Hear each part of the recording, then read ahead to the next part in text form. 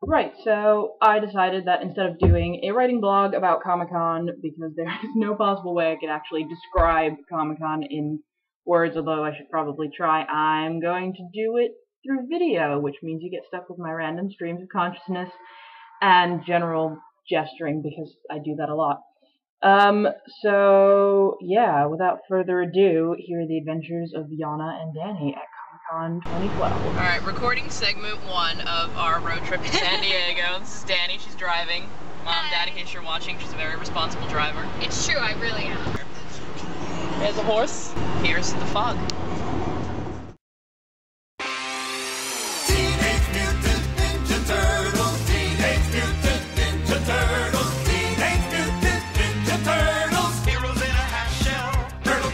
So for those of you that don't know, Comic-Con is basically like it's this huge convention. It started out really being very towards comic books and anime and a lot of sci-fi and fantasy. I mean, there's loads of stuff there, and now it's spread to TV and films, and especially over the last few years, there have been complaints from the die-hard Comic-Con fans that it's just kind of exploded because of this little thing called Twilight, which made everyone go a bit mad, and which is now responsible for the damn queues. And I've always wanted to go. You know, obviously I love Star Wars and more recently Star Trek. As you can possibly see, the Ninja Turtles is an investment I made at Comic-Con, which I will go into later, and I apologize in advance already to my parents for buying all this nonsense stuff. I'm sure you'll berate me for it, but it's awesome, so I don't really care. So we went on Saturday, which was brilliant. It was absolutely crazy. I mean, you get, like, we parked at the stadium, and then took the trolley in. Yay for park and rides. It's awesome. And you get off the trolley, and there's just, I mean, not even before you get off the trolley, you get on the trolley, and just everyone is dressed up. It's absolutely astounding. I mean, you turn around and like, oh, look, it's the Doctor from Doctor Who, and then you turn the other way and go, oh, look, it's Harry Potter, and there's just some wizard and some anime characters, and it's absolutely insane. So we actually were a bit out of place because we weren't that dressed up, and so I went my Superman t-shirt. And then my friend Edme from New York, she gave me a Batman hoodie that she didn't want, so I had that with. But I mean, people were dressed up, and I think, you know, if we go again, when we go again, because it was that cool, we will definitely dress up. I mean, it's kind of this just community of people. I mean, because it's really busy, and you end up bumping into people, and you step on each other's toes, but everyone's really nice about it, because everyone knows they're there because they love it so much, because they just love the vibe, they love the atmosphere, and they love what's at Comic-Con. But, I mean, you get off the trolley, and hilariously, there's these, like, fundamentalist Christians just shouting at you, going, Jesus will save your soul, including, like, these little, like, 5, maybe 10-year-olds who are just yelling through bullhorns, and it's like, I get that we're all dressed a bit funny, you know, you've got aliens walking around and whatnot, but come on, we're just having fun. To explore San Diego. We walked, like, down the 5 blocks that is the Gaslamp District, which is right next to the convention center. The convention center's on the harbor. And, I mean, it's absolutely gorgeous, actually. I think Danny and I both kind of went like, oh, wow, San Diego's actually really nice. So we had breakfast. I had a Mexican breakfast burrito, which was a lot better than it sounds. It was actually really good and brilliant because it just means you get food in you before you go into the madness that is Comic-Con. Made a list of, you know, each of the panels that we were really interested in, but obviously, I mean, you've got this huge exhibition hall as well. We did take our chances with going to see the TV Guide fan favorite panel at the Indigo Ballroom, which was at the Hilton, sort of like down the road. And I think we kind of lucked out on that because we only went about 40 minutes beforehand. But because when you get there was absolutely no clarity about where on earth you had to go, because the signs were like, go this way. And then we get there and there's people going, no, it's that way. It's by the harbor. Go past the Batmobiles. Yes, the Batmobiles. We will get to the Batmobiles. It's like, go past the Batmobiles and then go at the bay. That's where the line starts. So you get to the bay and you're like, what? I have no idea where the line starts. And all of a sudden, you see, like, the stream of people standing there. So we get in line, and this is about a half hour before it starts, so we're chatting to people in line, going like, is there really any chance we're going to get in? I mean, you know. And at about, I mean, the panel started at 1, and we didn't start moving until about 5 to 1, I think, maybe 10 to 1. And all of a sudden the panel starts moving. I'm standing in line like this, because I don't know why, because I don't actually believe in superstition or anything like that, but whenever I really want something to happen, I cross my fingers. I'm walking. We're just like, oh my god, are we going to get in? Are we going to pull this out? Are we going to get in? And we did get in, and we just sat, and we were like pretty far away. You'll, see some of the photos and whatnot. So we got in, and we sat down, and they literally just started, they'd not even started the introductions yet, so we actually got to see the entire panel, which consisted of Matt Smith from Doctor Who, Joel McHale from Community, David Gentoli from Grimm, Liam McIntyre from Spartacus, Nathan Fillion from Firefly or Castle, whichever one you prefer, Maggie Q from Nikita, girl who played Astrid on Fringe, and then one of the girls from The Walking Dead. And it was brilliant, because they were just all sort of, it's such a random mix of people, but they were really funny. And I think my favorite question that the moderator asked was, alright, so tell us something that fans don't know about you. And he got all these different answers, including Matt Smith, who said, I have really wide feet. It's a big problem when I'm buying shoes. And I just sat, and because, well, I mean, for those of you that don't know, my feet are pretty damn wide, and I have a big problem buying shoes. Apparently Matt Smith has the same problem, but yeah, Doctor Who and I both have wide feet. Awesome. Oh, Joel McHale told a brilliant story about dancing with Nathan Fillion to Lady in Red on the TV Guide boat the night before, because apparently they have a boat. And then Nathan Fillion went, I'm scared of sharks. And bears. The sharks of the forest. And just, the entire crowd just burst out laughing. He's really, really funny. Poor David Gentoli is like all the way at the end, like, because the mics they couldn't really hear all the way down at the end, and then he goes, I'm deaf in my left ear. So the poor guy sitting at the end can barely hear anyway, and then you find out he's deaf. And, I mean, it's really cool, because you've got the moderator to kind of speed things along. And at the end, there's always times for Q&A, like an audience Q&A, so all the fans can come up and ask questions to the panel, and they line up at the mic. And so the first person comes up and goes, I have a question for Matt Smith, and they ask something about Doctor Who. And then the second person comes up. I also have a question for Matt Smith, and it's about Doctor Who. And then the third person comes up. I also have a question for Matt Smith, and at this point everyone's just doubled over. And I think it was at about the third one that Joel McHale went, well, as Matt Smith, I think this is the answer, and just hijacked the question, which was hilarious. Next question. I have a question for Matt Smith, and it was just, I mean, it was brilliant, because it's just, I mean, personally, I love the fact that Doctor Who is so big in America right now, because it's the first time I really realized it's Doctor Who. It's, it's an absolute staple British television, basically. But it's really, really big here now. So, thus all the questions towards Matt Smith. At which point the moderator actually was just like, sorry audience, your question privileges have been revoked. I'm going to take the panel back. So, that panel ended. And then we went out, and the Batmobiles. So, The Dark Knight Rises is coming out this week. I think it just premiered in New York. But yeah, in honor of The Dark Knight Rises coming out, they had every single Batmobile from every single movie just parked outside of the company.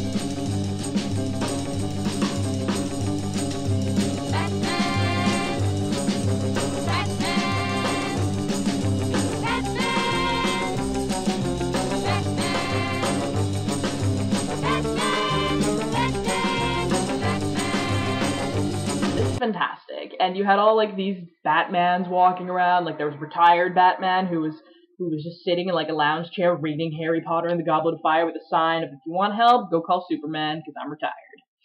And then you had Canadian Batman who was just going around going, my parents are dead, I'm Canadian. And the exhibition hall, I mean, it's huge. Everything you could possibly think of is there. The swag bag, the Comic-Con swag bag, which is enormous.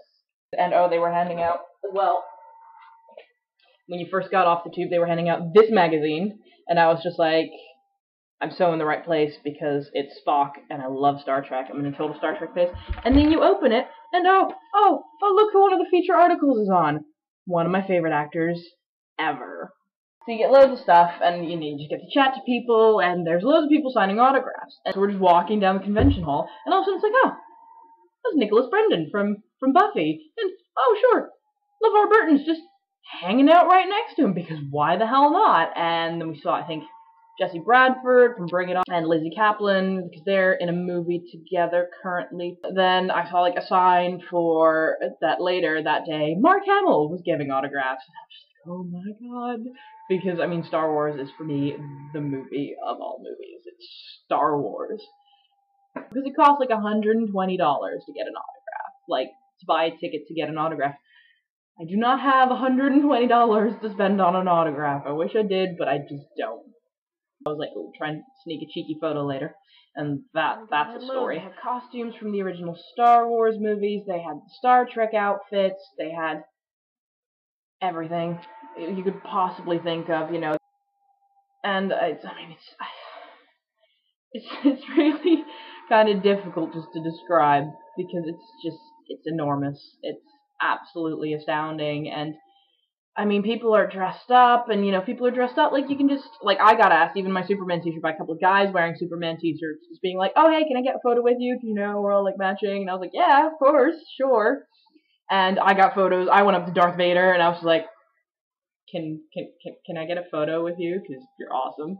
And he was like, yes. And he was like tall Darth Vader. I mean, that could have been David Prowse in that suit for all I know. And I wouldn't know. And he was like super, he did one of those like photos, which I still need to get off Danny, actually. A stormtrooper walking around, and he got kissed by some girl, and then he turned to me, he's like, oh, did she get lipstick on me? Can you just check? And I'm like, no, you're good. He's like, oh god, some women, eh? And I was just like, well, you know, we can't resist a man in uniform. He's a stormtrooper. So cool. So we go ask, like, oh, is this where room 6A is for that panel? And they were like, yes. Cool. So we just sit and we wait. And then we go up at about 4:10 to go in, and then they turn to us and go, oh, you know, this isn't the entrance. This is the exit. What? Yeah, no, the entrance is, like, all the way around the other side. So we go all the way around the other side, and of course, there is a queue the size of something really long. And we're sitting there just sort of muttering, going, you are joking. We asked, and it's just, you know, so we went to the end of the line. We're like, well, it's 4:10 anyway, they're going to start letting people in soon. We might as well try and see how far we get. And again, me in line like this. And the line starts moving, and starts moving, and it keeps moving, and it keeps moving. And all of a sudden it stops. And I'm like, damn it. But this is one of the parts where being tall really comes in handy, because it means you can look over everyone and see what's going on. Why have we stopped? We stop because they're letting people through. Because basically, like, the lines get broken up, so it'll start, like, at the room, then go down the hall, then break, then continue across the corridor, then break, then continue across the other side of the corridor, then break, then continue across the pavilion, because it's just, you know, you can't block, they're very big about not blocking the, then the queue starts moving again, and not only do we get in, we basically, like, snuck around way to the front. We were in, like, row 10. So we were maybe 30 feet away from the panel, which was fantastic, because that panel was William Shatner, Roger Corman, and moderated by Kevin Smith. I mean, they just kind of, like, it was brilliant, because you just saw them, you know, Kevin Smith just had a chat with both of them, and then the funny thing was, actually, as soon as, like, because he had a bit of a chat with Roger Corman first, and he really kind of needed to moderate that.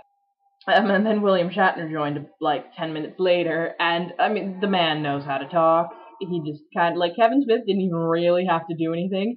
He just, like, he moved the podium back, stood at the podium, and was, I mean, fanning himself, because the man gets overheated really quickly.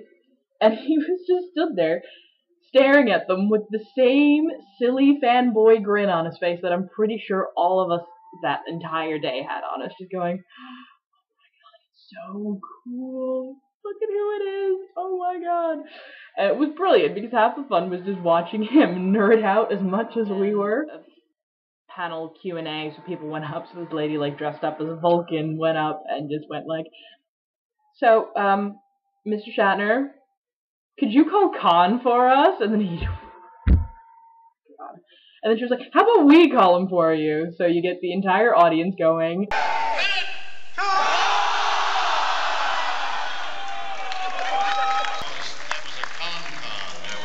and then they ask about, like, you know, the biggest challenges of filmmaking, and at which point William Shatner just sort of tells them, in a car waiting to rendezvous with the helicopter. It's supposed to rendezvous at 4:30 in the morning. It's 4:38. Where's that? No helicopter. Where's it? Wait a minute. There's a helicopter light over there. There's a helicopter light over there. Fuck, he's got the wrong spot. Damn fool. Drive the car over there. He's over there. Go about 15 miles. It's the north panel, and then we go downstairs back to the exhibition hall, because what happens at 5 o'clock? Mark Hamill signing autographs. So Danny gets in line to get the convention t-shirts, because we somehow managed to miss the really big sign earlier that says, "Convention t-shirts here, get them here." And the one thing we said is, we have to get Comic-Con t-shirts. Has to be done. But I'm like, I need to go see Mark Hamill, because it's Mark Hamill, and I need to go see him. So I'm sort of like, so I kind of sneak up and around, and like, there's people taking photos. I'm like, I'm not quite sure whether it's allowed, because obviously these other people paid $120 to go see it. So I don't know if I'm just allowed to just stand there and take photos. So I'm trying to get like a cheeky shot, you know, sort of through the legs of the Star Wars dummy with the mannequin, because you can kind of see him through there. And then one of the moderator comes up to me, and I'm just like, oh crap, I'm gonna get it now. And he's like, if you want a good picture, just come stand over here, because the view's much, much better. And I'm just like, that's okay? Yeah, no, he's actually really cool about it. Actually, if you get his attention, he'll probably pose for you, and he'll wave and say hi and stuff. And so I go to stand, and I'm trying to focus my camera, because, alright, my camera is here. And I've been meaning to get a new one, and I'm going to get a new one. This is my camera. It's pretty old school. I got it in, like, 2007 when I moved to London. And, I mean, it still does the trick for the most part. But sometimes it has its moments, especially with battery power. So I'm trying to focus my camera, and all of a sudden I see him notice me taking a photo. So he just goes high and then goes and gives me that pose. My camera didn't get it because it was still trying to zoom. So the photo, instead of I got, was this one.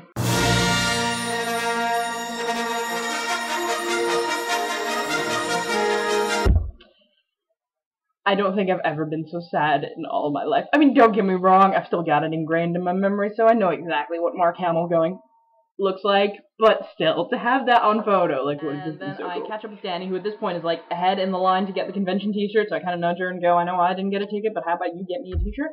We do it that way, because that'll be really useful. So she got, like, the Comic-Con t-shirt, and what I did, 2 birds, 1 stone, Star Wars, Comic-Con t-shirt. So I've now got my Star Wars t-shirt and a Comic-Con t-shirt.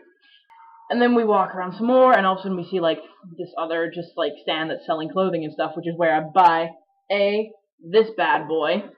And part 2 of it, if you can see it, is this. So it's like a whole little Ninja Turtles ensemble. It's actually Jurassic. You can wear it as a shirt. We walked around some more. Oh, we wanted to find the Warner Brothers stand, because the TV Guide panel had said, oh, we're handing out a free TV Guides at the Warner Brothers stand, so get them there. So we get to the Warner Brothers stand, and there's, like, a huge fuss going on. I mean, like, reporters, fans, they're just all standing, clicking, going, and we're like, what the hell? True Blood. The True Blood panel had apparently run over time, and they didn't get to cover everything. So they came downstairs and continued the panel there. So all of a sudden, I'm like, and again, one of the benefits of being tall, I just look over, and I'm like, Alexander Skarsgård and Joe Manganiello, because they are both like 6'4", so they as well understand what it's like to stand out above crowds. So we got to see like most of the cast of True Blood, and then there was stuff going around the back of it, which is where the Hobbit, like there was another mini exhibition for the Hobbit, and I was like, okay, if the Hobbit panel is hanging out here, we're waiting around because I want to see Martin Freeman, Andy Serkis, Ian Gandalf, which actually called him Ian Gandalf, Ian McKellen, who plays Gandalf, and Peter Jackson, because that'd be really cool. But they weren't. The exhibition all closed at 7, and about 6:45 we were kind of like, I think we've seen everything we wanted to see, so let's just go before the Absolute Madness starts.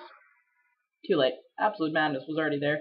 Everyone's leaving. I mean, like, the entire Gaslamp district is just crazy. But it's really cool, so we just, decided to get a place to eat, grab a quick drink, and then we drove home at about, 11:30? We got home at about 2 a.m. Exhausted, and I turned to him like, you realize we left like 20 hours ago? Just don't. Let's just go to sleep, we'll wake up tomorrow, and then be excited about it. Sounds like such a plan. And then, to add insult to injury, my camera decides to delete some of the pictures as I'm uploading them to my computer, and I'm sitting there freaking out, going, oh my god, did it actually delete my pictures? And then I saw where it deleted them. I'm like, I still got Mark Hamill. It's fine. My Mark Hamill pictures are still there. So, but all in all, god, amazing day. If you're at all into movies or comics or sci-fi, fantasy, or even not sci-fi fantasy, because it's not really about that anymore, go to Comic-Con. It's really fantastic. That was Comic-Con. And I apologize profusely if I bored you ridiculously, but it's your own damn fault for staying till the end of the video. Thank you for doing so. And yeah, I'm gonna go back to writing after this, because I still got the reviews of Magic Mike, and I'm pretty sure I did something else. I don't remember, but I'll write about it. And, you know, The Dark Knight Rises. I'm very, very curious to see what's going to happen with that. And I think that's it for now. So, talk to you guys soon.